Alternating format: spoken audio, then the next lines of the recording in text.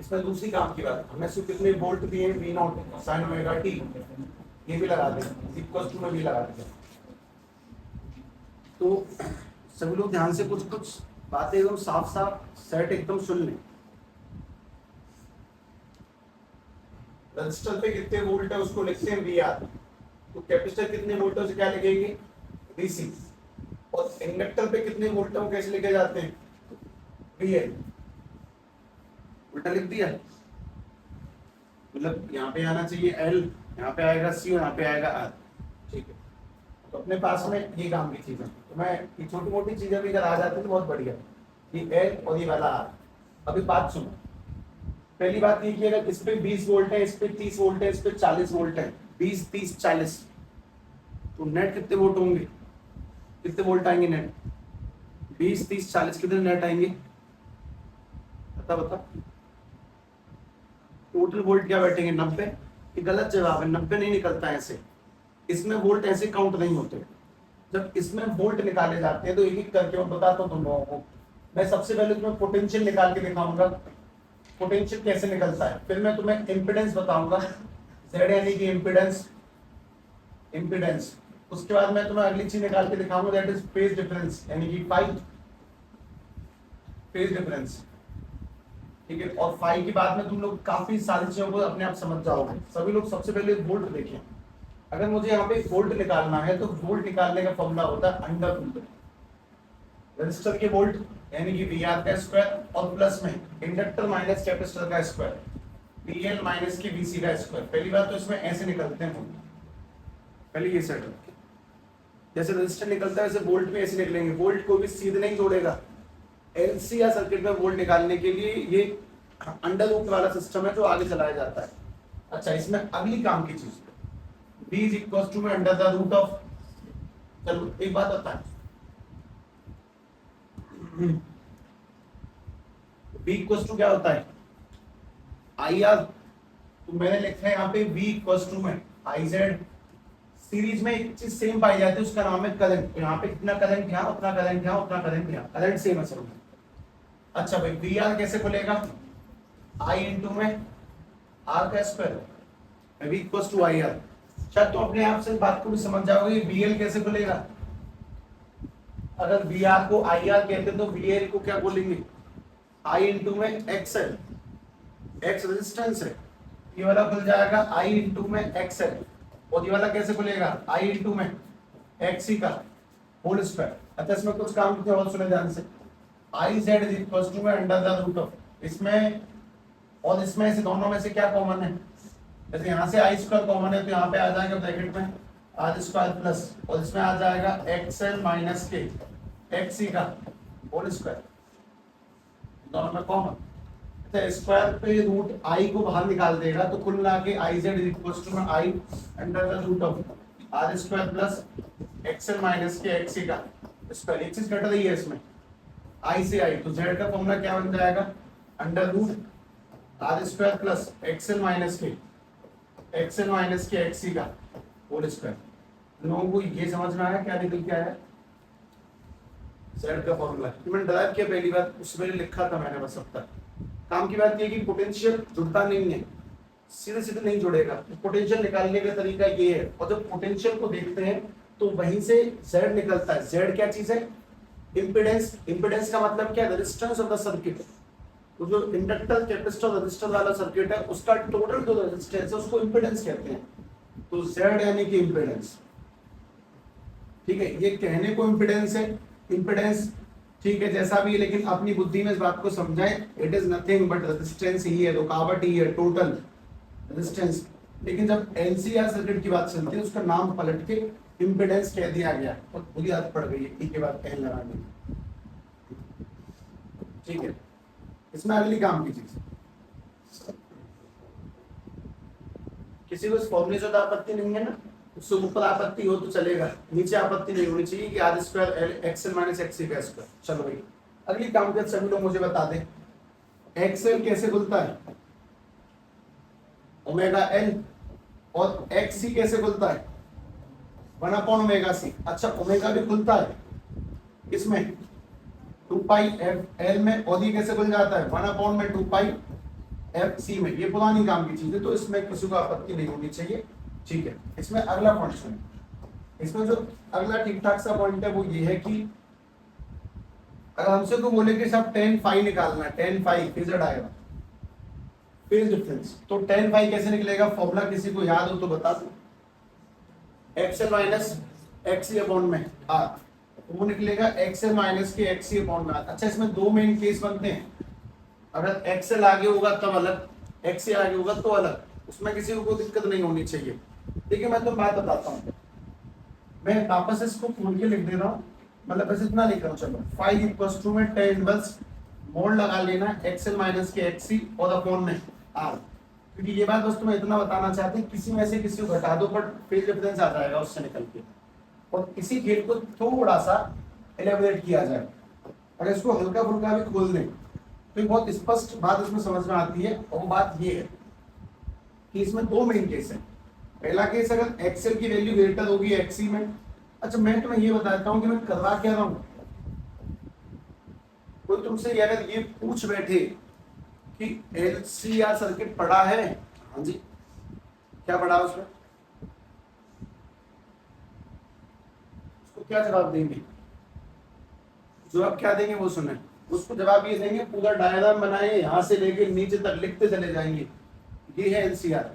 कौन पूछेगा तुमसे, पेपर, पेपर तुमसे पूछेगा कि एक्सप्लेन एलसीआर सर्किट, अच्छे से व्याख्या करे उसकी, तो ऊपर से लेके नीचे तक की सारी बातों को लिखना होता है, मैं वो काम कर रहा हूँ, सवालों के पीछे नहीं है फिलहाल में, तो मैं ये बता रहा हूँ कि पेपर में जब एलसीआर शब्द सुनाई देगा तो तुम्हें ये लिखना होता, कुछ आना भी तो चाहिए, पेपर में ये जरूर लिखो कि हाँ मुझे आता ही है, मुझसे मत पूछ, सीधी सीधी बात है कि हमारे पास शब्द भी तो होने चाहिए भरने के लिए, तो ये वो शब्द हैं जो पेपर में टाके जाते हैं कॉपी के अंदर, तो उन भी ध्यान से बात समझे कि हाँ लिखावट है।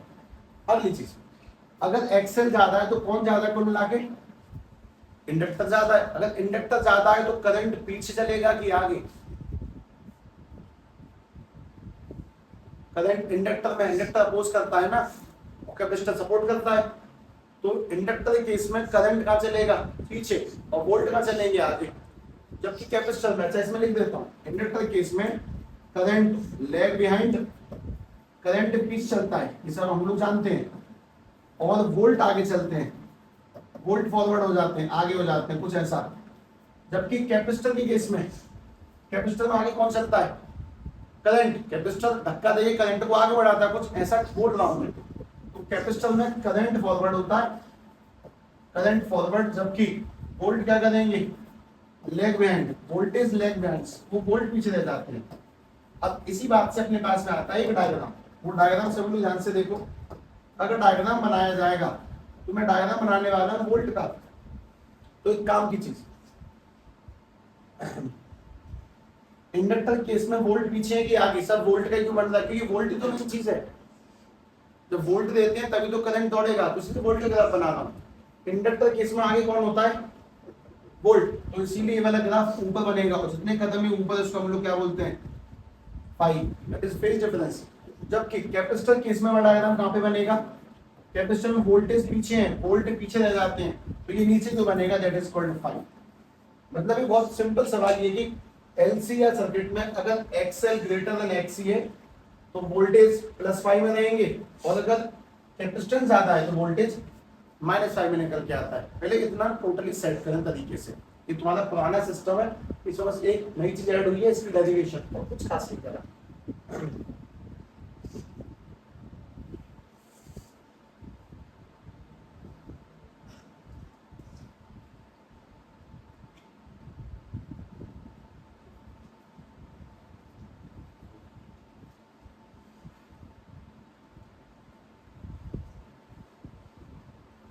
तो मैं इसके बाद की व्याख्या जो पढ़ी है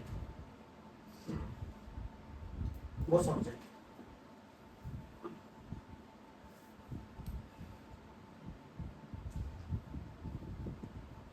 मतलब जब तुमसे एलसीआर सर्किट के ऊपर चर्चा चलाई जाए, अप टू बॉटम टोटल आ जाए मैदान में, बस कुछ नहीं, ना थोड़ी भाषा का प्रयोग और करना पड़ेगा, वो मिला दिया कर, मतलब इन चीजों को अपने लैंग्वेज में मिला दिया करो, मैं लैंग्वेज पढ़ने में मजा नहीं आएगा, बात ये है दरअसल, इसलिए नहीं लिखा था मैं। ठीक है भाई, ये लिख दिया सबने। अगले टॉपिक का नाम डाल दे रेजोनेंस, रेजोनेंसी ऑफ सर्किट, रेजोनेंसी डाल दो मात्र।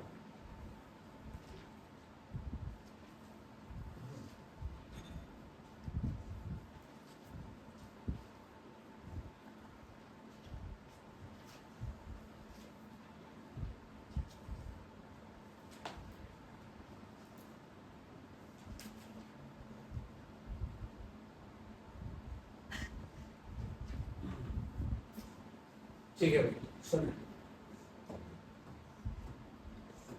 पॉइंट नंबर 5 और नया टॉपिक आज का, दैट इज रेजोनेंस।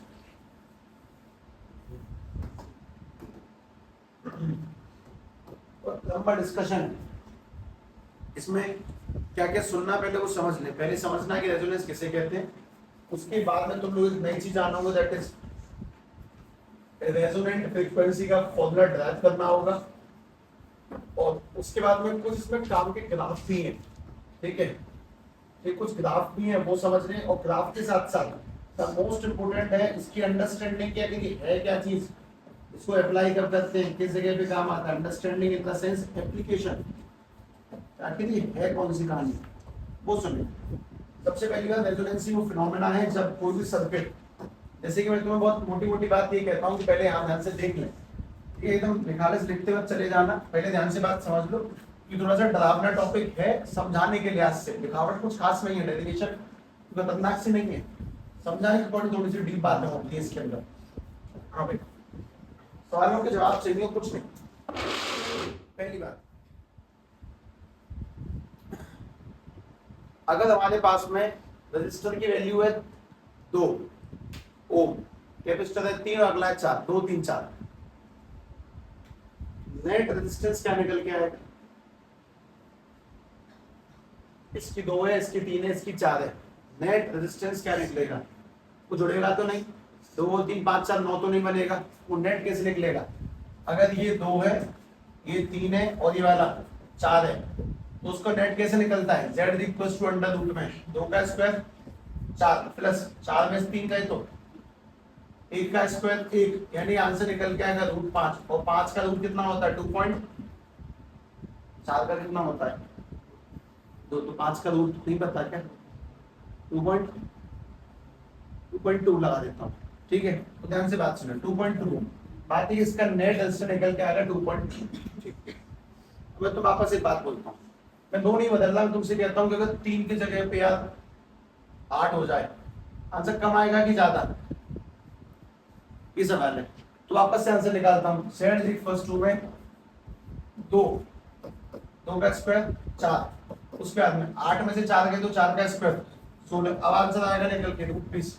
अच्छा छोड़, अगर 8 वाला 8 ना होकर 1 रह जाए और ये वाला बढ़ जाए 6 हो, तो आंसर देखना, z इक्वल टू में 2 का स्क्वायर 4 और 6 में से 1 है तो 5 का स्क्वायर 25, तो आंसर आ जाएगा रूट 29।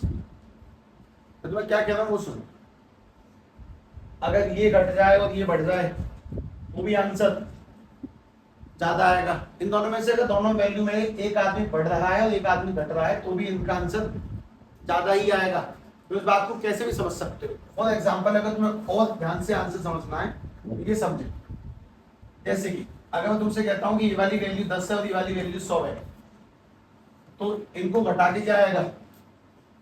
90 और 90 का स्क्वायर जो भी होगा। लेकिन अगर मैं तुमसे कह दूं नहीं ये वाली 100 है, ये वाली 10 है, तो भी क्या आएगा आंसर? तो भी 90 का स्क्वायर बनेगा। बात ये है कि इनमें से अगर एक वैल्यू ज्यादा है एक वैल्यू कम है, या फिर ये वाली ज्यादा है ये वाली कम है, तो दोनों ही केस में हमारे सर्किट की जो पावर है वो बढ़ेगी बढ़ेगी, घटनी नहीं है। रेजिस्टेंस कब कम होगा वो समझना है। देखो अगर ये वाला 5 है और ये वाला 50 है, तो 5 50 45 का स्क्वायर बनेगा। अगर ये वाला 50 वाला 5 है तो घटा के वापस से 45 स्क्वायर बनेगा। कुल मिला के इन दोनों में से कोई भी मात्रा बड़ी हो जाए छोटी हो जाए तो वो इफेक्ट क्या करेंगे? रेजिस्टेंस को बढ़ाएंगी, कम नहीं होने वाला आंसर, क्योंकि दोनों घट के स्क्वायर होते हैं। अब ध्यान से बात सुनो, अगर सर्किट तुम्हारे सामने कुछ ऐसा रख दिया जाए, रजिस्टर इंडक्टर कैपेसिटर, और तुमसे बोला जाए कि भाई तुम्हारे पास में ये 10 वोल्ट की बैटरी है, ये 2 ओम है, ये वाला 3 ओम है, ये वाला भी 3 ओम है। अब इसका नेट क्या बनेगा? अब इसका नेट बताओ, रेजिस्टेंस की वैल्यू बता दे बस, और कुछ नहीं।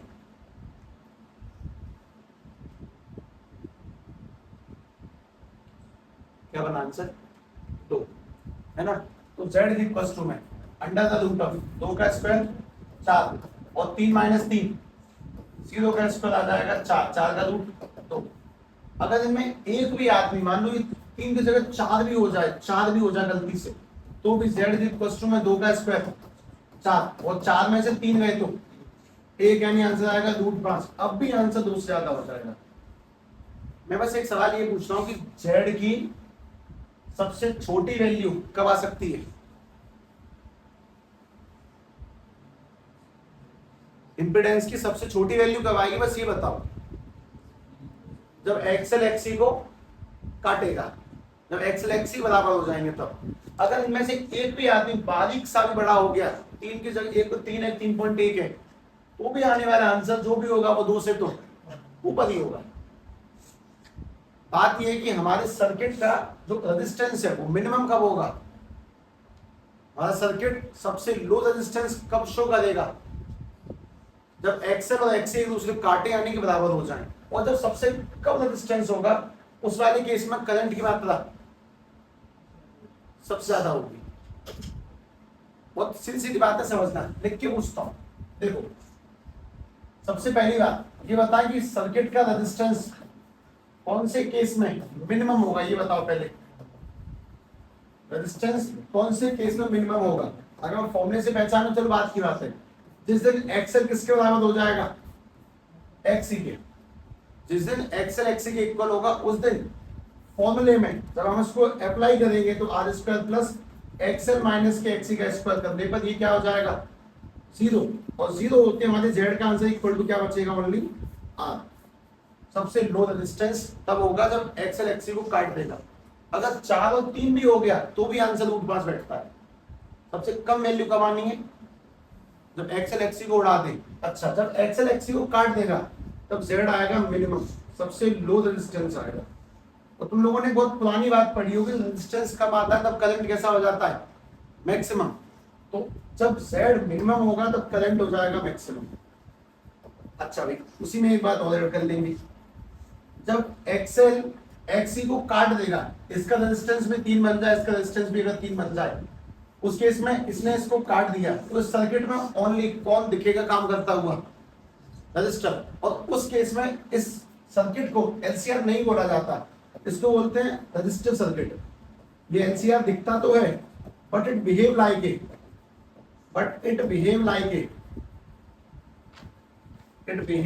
ए प्योरली रजिस्टिव सर्किट। ये प्योर रेजिस्टेंस की तरह काम करता है, कि हमने सबसे पहले पढ़ा था आर वाला, उसकी तरह। सबसे पहली बात ये देखिए कि z का फॉर्मूला है R square plus XL minus XC का स्क्वायर। अगर इसमें से ये 10 हो जाए या 9 हो जाए तो भी 10 में से 9 घटेगा 1, और 1 इसमें ऐड होगा तो आंसर कुछ भी सही, लेकिन थोड़ा बहुत क्वांटम बढ़ेगा।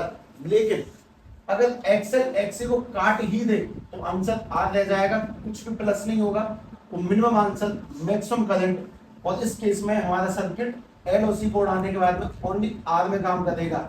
और इसी फिनोमेना को हमें स्टडी करना है। इस बात को पहले लिख ले एक बार ध्यान से, पूरी काम में लिखेंगे, बहुत लंबा डिस्कशन है, टॉपिक शॉर्ट नहीं है ये बिल्कुल नहीं। लोगों को पता नहीं है, पर जो रेडियो की वो पहिया से होता है तो घुमाते हैं ना, उससे अंदर का कैपेसिटर मूव कर रहा होता है आगे पीछे। कैपेसिटर की वैल्यू सेट होती है और जैसे ही वो एक्सएल की इक्वल बैठता है वैसे resistance minimum, current maximum, frequency पकड़ेगा और रेडियो में गाने बजने लग जाएंगे। मशीन बहुत तगड़ी काम करती है, मशीनों की स्टडी मजाक नहीं है। तो अगर तुम्हें अभी मशीनों में रुचि आए तो हाँ, आगे पक्का कोर्स लेना जिनमें मशीनों की पढ़ाई होगी, आगे और एडवांस होगी।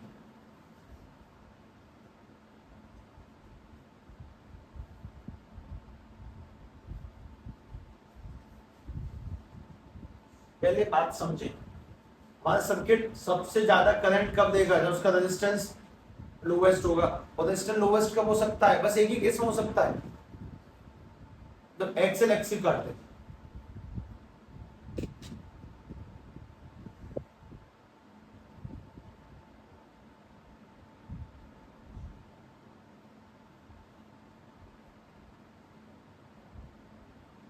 अच्छा, अब तुम्हें कहानी हो सकता है फिलहाल सुनने में थोड़ी सी कठिन सी लग रही हो, और ऑब्वियस सी लगती है। हर बार हर दिन जब भी कोई नया टॉपिक शुरू होता है वो पहले दिन हार्ड लगता ही है।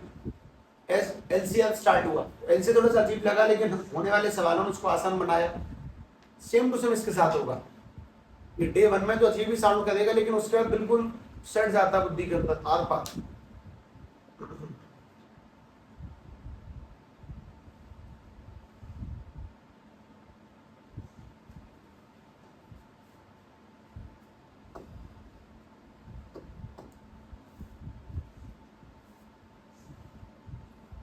अभी ऐसे मैं संतुष्टि में नहीं हूं। अब दोबारा सवाल का जवाब दो। एलसीआर सर्किट में सबसे ज्यादा करंट कब फ्लो करेगा?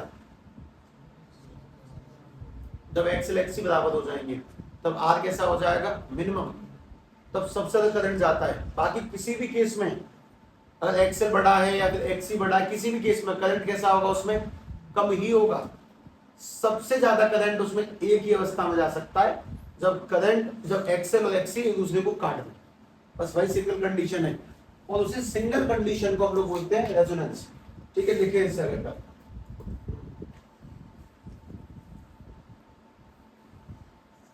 The condition when the output of a LCR circuit is maximum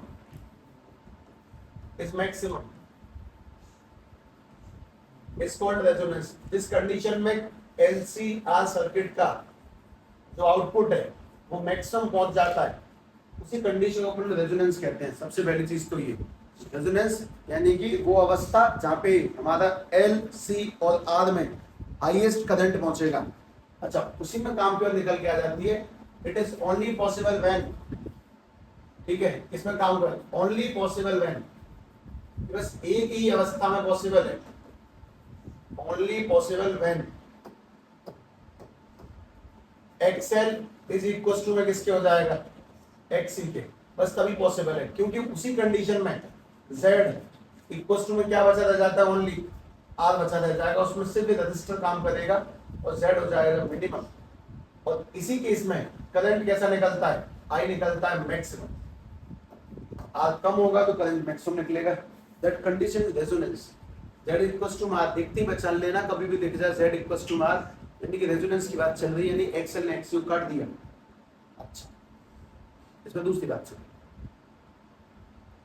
हमारा ये जो करंट है वो कौन सा करंट है? AC current, alternating current. Alternating current में एक चीज तुम लगातार पढ़ो, उसका नाम है फ्रीक्वेंसी। फ्रीक्वेंसी यानी कि कितने चक्कर काटे, वो फ्रीक्वेंसी कहलाता है। हमारा करंट कितने चक्कर काटता है? 50, तो 50 हर्ट्ज है उसकी फ्रीक्वेंसी। वही फ्रीक्वेंसी है ये जो सिग्नल्स में आती हैं। सिग्नल्स कैसे काम करते हैं? करंट से। तुम बिना करंट के रेडियो चला दोगे? उसमें करंट दौड़ता है, उस करंट को सेट किया जाता है, उस करंट को मैच करते हैं फ्रीक्वेंसी के साथ में। वही है, इंटरनल बात है, ऊपर ऊपर समझ लो। रेडियो में बहने वाले करंट की फ्रीक्वेंसी को सेट करते हैं। हमारी इस कमरे में से तुम्हारी बॉडी के आर पार से जाने कितने सिग्नल हैं जो हर सेकंड आर पार हो रहे हैं, सिग्नल आर पार निकल के जाते हैं। तुम कभी किसी को फोन मिला लो, कुछ भी कर लो, वो पहुंच जाता आदमी तक, क्योंकि सिग्नल्स हर जगह पे हैं। जैसे कि फिलहाल इसमें टावर आ रहे हैं, टावर मतलब सिग्नल आ रही है, हर जगह सिग्नल है। अगर मैं इसमें इस कमरे में रेडियो रख लूं, उसमें करंट बह रहा है, तो मुझे करंट की फ्रीक्वेंसी को मैच करना है इस हवा में बहने वाली तरंगों के साथ में। जिस रेडियो में जो करंट है उसकी फ्रीक्वेंसी को हवा में बहने वाले तरंगों के साथ में मैच करना है, और जब मैं उसको मैच कर दूंगा तब वो रेडियो उस प्रकार की साउंड को प्रोड्यूस करेगा, तब गाने बजाएगा।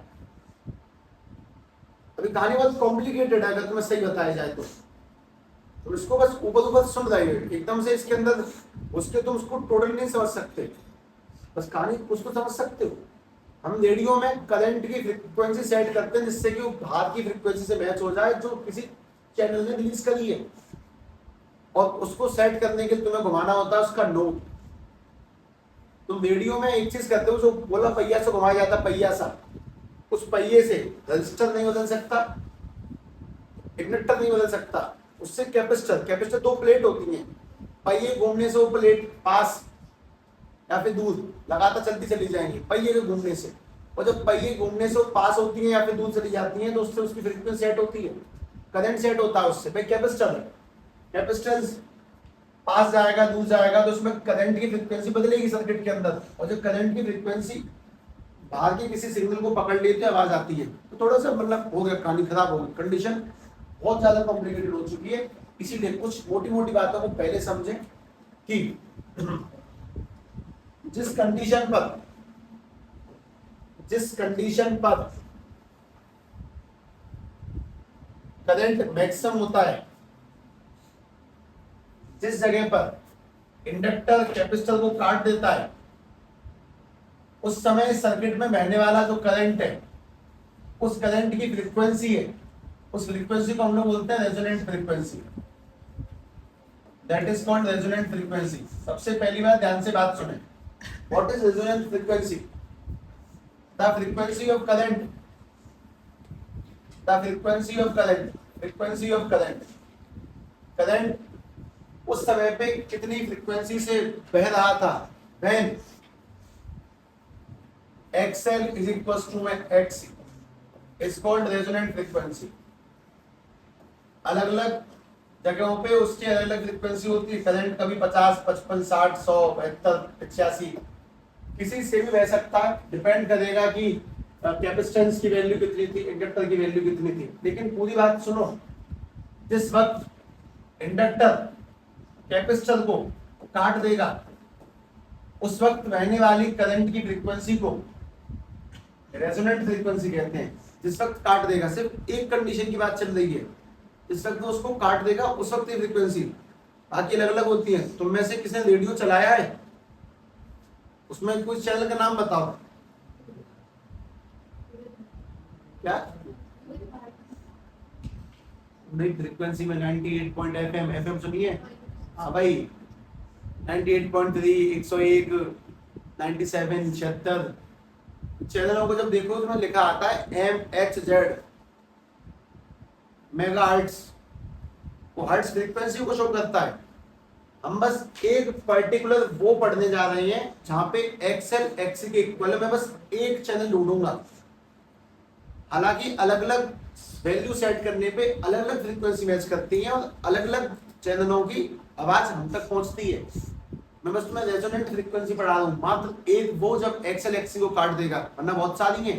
जो XL बड़ा होगा XC तब की फ्रीक्वेंसी अलग होगी, जब XC बड़ा होगा तब की फ्रीक्वेंसी अलग होगी, सबके अलग अलग होगी। हम बस एक पढ़ेंगे और उसमें बस पढ़ना क्या, मैं फॉर्मूला ड्रा करवाता हूँ।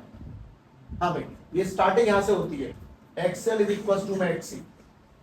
सभी लोग XL का फॉर्मूला खोलना, किसमें खुलता है? Omega L। और XC किसमें खुलता है? सभी लोग ओमेगा खोलेंगे अब 2 पाई FN, और वापस से खोलेंगे तो 1 अपॉन में 2 पाई FC, 2 पाई FC। इसमें एक काम करें, F निकालना है मुझे, तो मैंने इस F को वहां भेज दिया और बाकी का बचा हुआ सारा सामान नीचे ले लिया, बस F भेजना उस जगह पे। तो जब F को उधर भेजते हैं, जब F को उधर भेजेंगे तो F into F, F square 1 upon में 2 नीचे, पाई नीचे, L नीचे, तो 2 इंटू में 2 4, पाई इंटू में पाई, पाई स्क्वायर, और L भी नीचे तो L इंटू में C, LC। अब स्क्वायर हटेगा तो क्या लगेगा उसके ऊपर? रूट, और जैसे ही रूट अप्लाई करेंगे तो बन जाएगा 1 अपॉन में under the root of 4 pi square LC।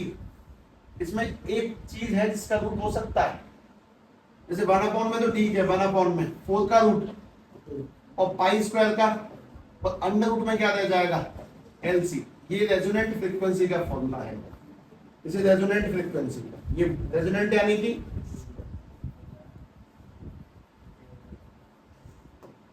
कोई ये सवाल जाने की रेजोनेंट फ्रीक्वेंसी कौन सी है? अरे जिस पर XL ने XC को काट दिया वो रेजोनेंट फ्रीक्वेंसी।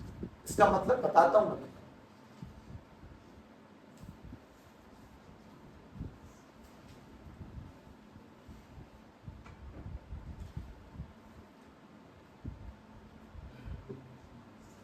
यही फर्क है चीजों में। न्यूमेरिकली जो बातें काफी अच्छी जाती हैं वो थ्योरेटिकली ऐसे फंस जाती हैं। थ्योरेटिकली कहानी कठिन होती है वाकई में देख पाना। तभी तो इसमें ग्राफ होते हैं, उन्हें भी देखें। दो ग्राफ है ज्यादा खास है।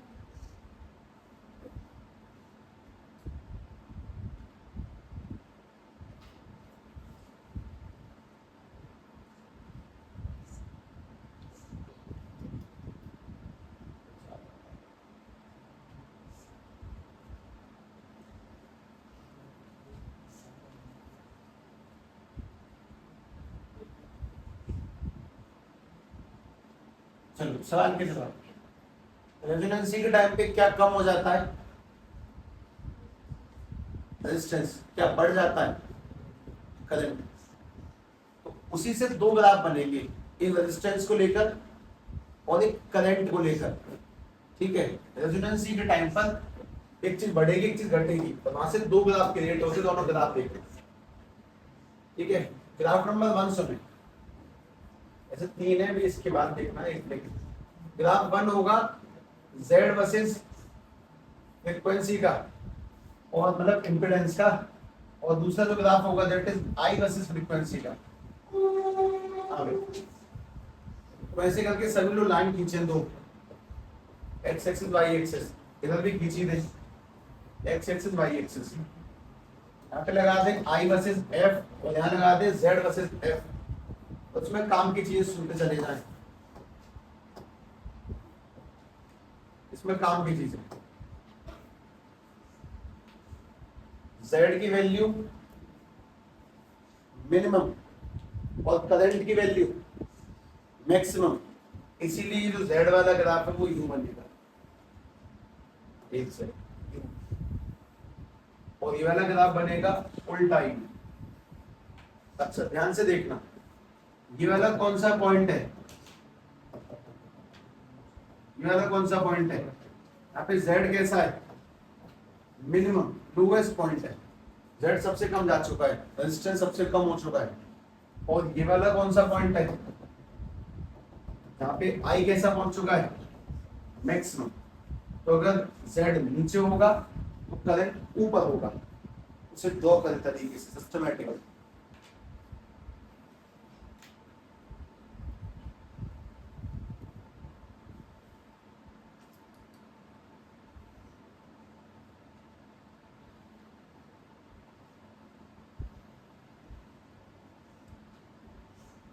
इसमें कठिनाई पता है क्या है? टॉपिक सामने से दिखाना बहुत मुश्किल हो जाता है। आखिर ये इस्तेमाल कहाँ है, वो बहुत हार्ड है। मतलब थ्योरेटिकली तो सुनते हैं हम लोग, समझते हैं सारी चीजें, यहाँ तक ठीक है मान रहा हूँ, पर जिसको हम सामने रिप्रेजेंट नहीं कर पा रहे, जिनमें लिमिटेशन आ रही, शब्दों से ही सब कुछ सिखाने की कोशिश है, वो चीजें सामने वाले बुद्धि तक कठिन हो जाती है अपने आप ही, कठिन महसूस होती है। तो वही चीज है और कुछ खास नहीं।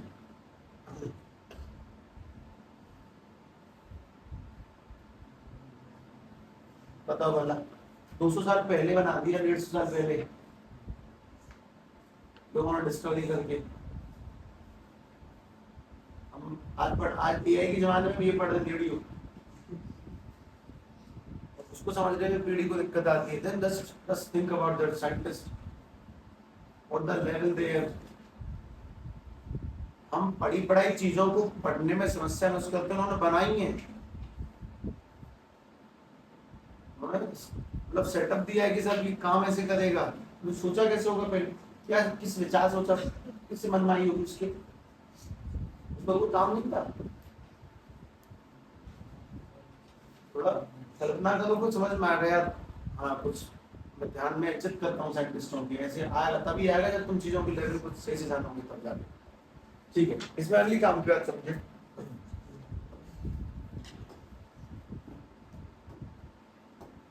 इसमें अगला पॉइंट जो मैंने लिखा है एप्लीकेशन है ना, पहले एप्लीकेशन लगाते हैं। इसकी एक सिंगल सीधी सीधी एप्लीकेशन लगाते हैं। एप्लीकेशन ये वाली, ये रेडियो ट्यूनिंग में काम आता है, रेडियो फ्रीक्वेंसी ट्यूनिंग में काम आता है, रेडियो फ्रीक्वेंसी ट्यूनिंग में काम आएगा। ठीक है, इस तरह से लिखते हैं। रेडियो में आवाज बाज को सेट करने में, पहुंचाने में, करंट वगैरह बढ़ाने में हो सके काम आता है।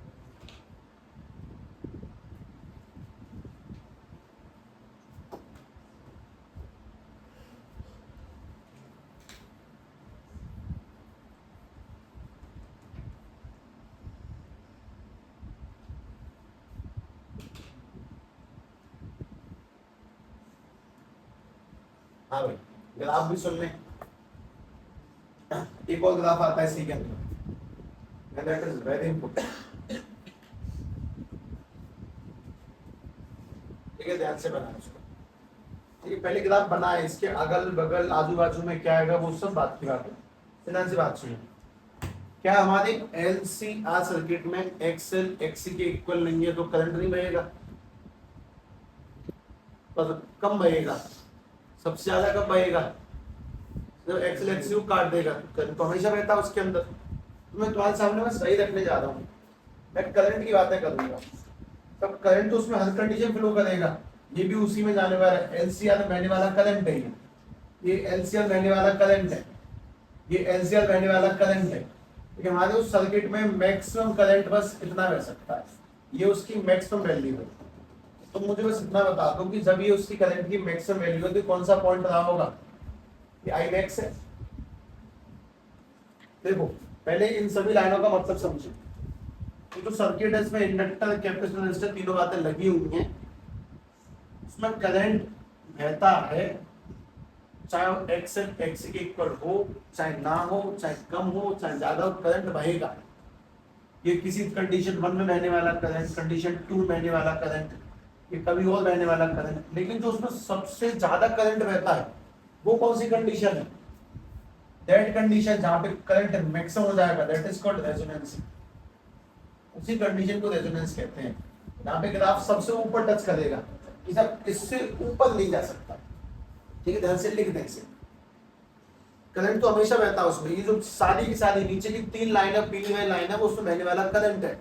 कोई 2 एम्पियर है, कोई 2.5 एम्पियर है, कोई 5 एम्पियर है, कोई 10 एम्पियर है। और सर्किट कितना भी कोशिश कर ले 10 से ऊपर करंट नहीं दे पाएगा। तो वो मैक्सिमम करंट वाला जो पॉइंट है वही रेजोनेंस पॉइंट है, वही रेजोनेटिंग फ्रीक्वेंसी वाला पॉइंट है। सिर्फ इन्हीं कारणों से इतना गैप था इस चैप्टर के इस टॉपिक तक पहुंचने से पहले। वो वाकई में बहुत ज्यादा हैवी हो जाता है, काल्पनिक बहुत है। एक तो काल्पनिक तो नहीं है तो इसी दुनिया का एक पड़ाव, लेकिन वो ना हमने देखा नहीं है। मतलब जिस दिमाग से मैं बोल रहा हूँ, जिस कल्पना से मैं समझ रहा हूँ सारी चीजों को, कल्पना तुम्हारे दिमाग तक नहीं है। ठीक है, कोशिश कर लेते हैं कुछ डायग्राम्स बनाने की, रुक जाए, आगे बढ़ाने का फायदा नहीं है इसलिए।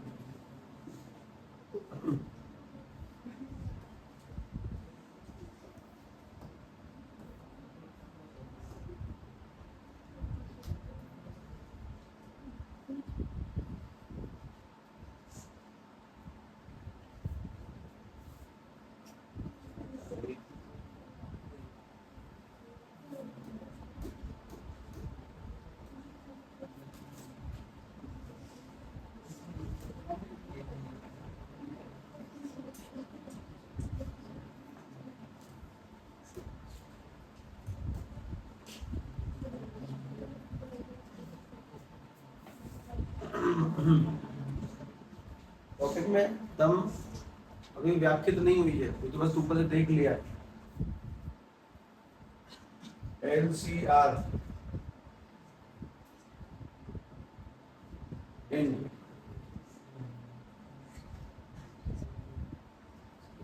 रेडियो,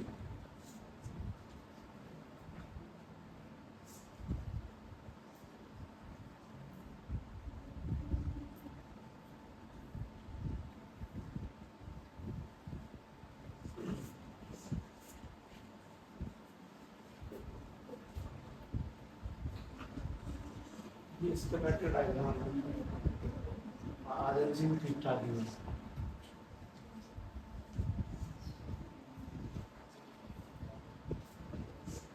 हाँ भाई, ये देखना तुम्हें, ये क्या है, इंडक्टर, उसमें नीचे भी लगा होगा कुछ ना कुछ रजिस्टर जैसा। और ये जो नोब है, इससे प्लेटें पास और दूर जाएंगी, ये है कैपेसिटर। ठीक है, थोड़ा सा सिस्टमैटिक तरीके से ऑल थिंग डीप सा डायग्राम मिल जाए तो ज्यादा ठीक है।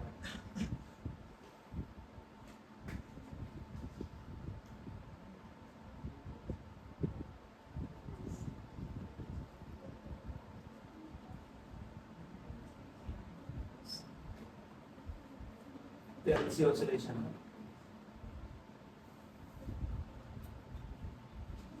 exactly।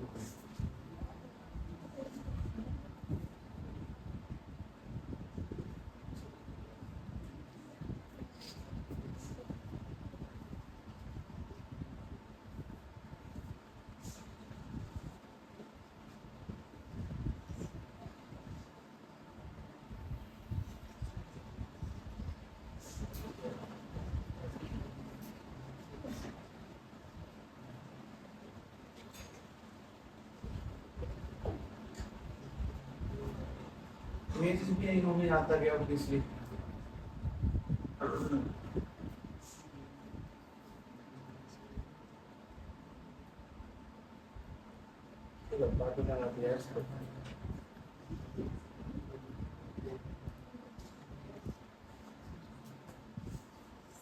इसमें एक काम की चीज देख ले बस, ये क्या लिखा हुआ है, वेरिएबल कैपेसिटर यानी इसकी वैल्यू चेंज होती है। किससे चेंज होगी?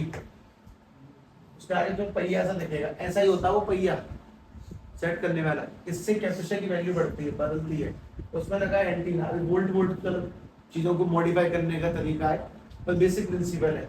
तुम इससे सर्किट नहीं बना दोगे, तुम इससे अपने घर के रेडियो सही करने नहीं लग जाओगे, मतलब तुम इंजीनियर नहीं बन जाओगे। तो बस बेसिक प्रिंसिपल बताया जा रहा है कि कौन सी मशीन का इस्तेमाल होती है, मैं एटलीस्ट प्रिंसिपल तो पता हो, हमें कम से कम ये हल्का फुल्का ज्ञान तो हो कि जो चीजें हम पढ़ रहे हैं वो एडवांस लेवल पे बहुत ज्यादा काम आती हैं, है ना। वो बहुत गलत शब्द है कि साहब इनका क्या इस्तेमाल है, कुछ इस्तेमाल नहीं है, ऐसा नहीं है, बहुत काम की चीजें हैं। इसमें एक डायग्राम मुझे नीचे मिला, पर ये वाला है, वेरिएबल कैपेसिटर्स हैं। साफ नहीं हुआ तो गड़बड़ हो जाएगी, साफ होना चाहिए। हाँ भाई, एक मिनट,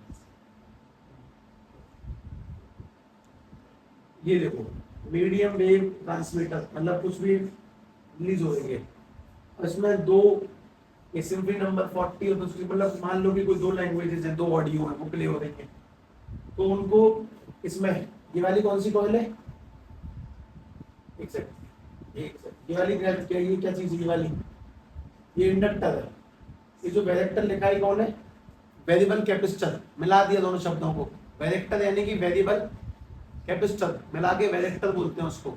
और जिस पर भी लगाओ एरो मतलब वेरिएबल है, चेंज नहीं होगा। चलो ठीक है, चेंज कर सकते हो।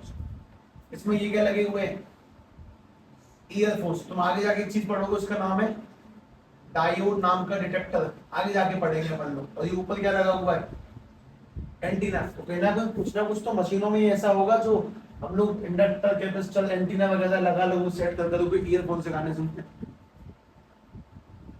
कुछ वैसा ही है। तो तुम लोग बस ऊपर से देख रहे हो, अभी जब तुम उसके सवाल करोगे तब जाके तुम थोड़ा सा बहुत अच्छी साउंड आएगी। तुम लोगों ने गानों में वो सुना MP3 MP4, क्या होता है वो,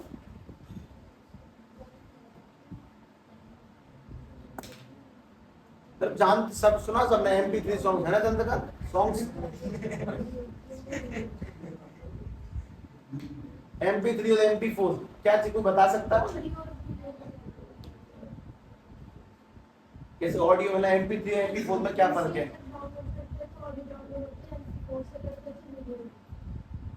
MP4 में ऑडियो हो जाती है, चलती नहीं है, मतलब उसके अलग अलग प्लेयर होते हैं, VNC प्लेयर ऐसे करके अलग अलग में अलग अलग सपोर्ट करती है। वो क्या चक्कर है, मतलब हमेशा नॉलेज, तुम्हें बात और नहीं बता दूं, तुम्हें कंप्यूटर में वो जो उसका नेम रीनेम कर लो, मतलब तुम लोगों ने रीनेम करके वो MP3 डॉट लगा होता है गाना का नाम, फिर डॉट लगा होता है MP3, तुम हटा दो और सेव करो, प्ले नहीं होगा वो ऑडियो प्ले नहीं होगा, और वापस से हटा के फिर लगा डॉट MP3, फिर प्ले हो जाएगा। मतलब सिंपल लेटरों से कंप्यूटर में क्या फर्क पड़ जाता है। अगर हम थोड़ा सा दिमाग से सोचें तो कहीं ना कहीं हमारी बुद्धि को डीप वाली नॉलेज नहीं है, मैं चीजों का अंदाजा तो है, परफेक्शन नहीं है उसके अंदर। खैर, मैं तुम्हें थोड़े सर्किटों में ले जाऊंगा। पहले वाली वेलेक्टर, अच्छा इसका तगड़ा यूज करा गया यहाँ पे। ये थोड़ा असली वो नहीं निकला जिसकी मैं तलाश कर रही हूँ।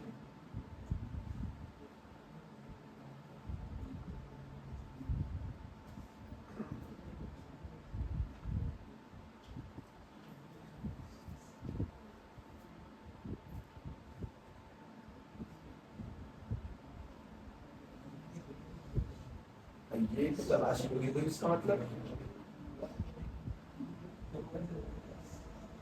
तलाश संपूर्ण होती है। अब देखें ना, देखो इसमें ये तुम्हें कॉइल समझ, ये पहली बात ये पता है, आगे हाथ ये पीछे की प्लेट है, काय की प्लेट है, रेडियो वाली प्लेट है। ये कॉइल क्या चीज है? इंडक्टर है, कॉइलिंग इंडक्टर है। ये जहां पे इसकी नोब है, एक नोब दूसरी नोब, ये दोनों क्या चीज है? ये दोनों कैपेसिटर है। कौन से कैपेसिटर? वेलेक्टर, यानी कि वेरिएबल कैपेसिटर है। और एक ही सर्किट लगा हुआ है, रजिस्टर, ठीक है, कैपेसिटर, एक छोटे मोटे डायोड वायोड सब इसमें, ट्रांसफार्मर सब कुछ इसी में सेट है। हम लोग कुछ मिलाया तो नहीं है, हमने बस 3 बेसिक प्रिंसिपल देखे अभी तक। हमने बस एल, सी और आर, वो भी बस किताबी तौर पे देखा है, पढ़ा नहीं है, बनाया नहीं है, सवाल नहीं करे हैं। हाँ, तो कितना सारा सिस्टम है, कितने सारे सर्किट की नॉलेज है तुम्हें, इसमें कितनी नॉलेज है? 0। तो उस बात को समझो, हमने बस 3 में हमने इंडक्टर, कैपेसिटर और रजिस्टर, इनके बारे में बस देखा है कि किस किस तरह से हल्का फुल्का काम करते हैं।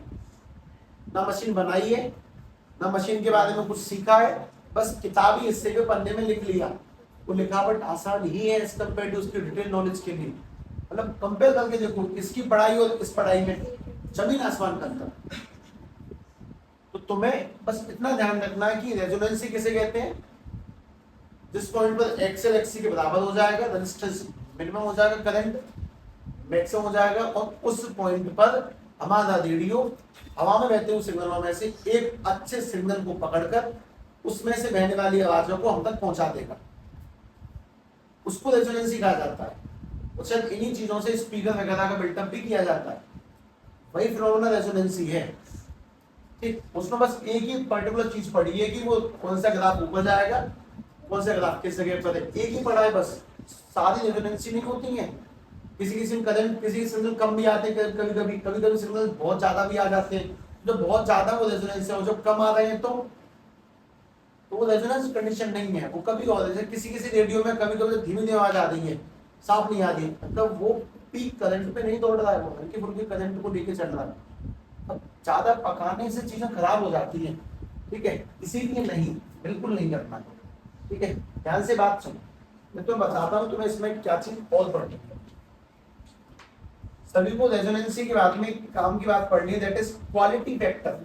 क्या कि कौन सी, मतलब क्वालिटी कब अच्छी रहेगी कब खराब रहेगी, वो क्वालिटी फैक्टर किस बात पर डिपेंड करना है, उसका पढ़ना सभी को।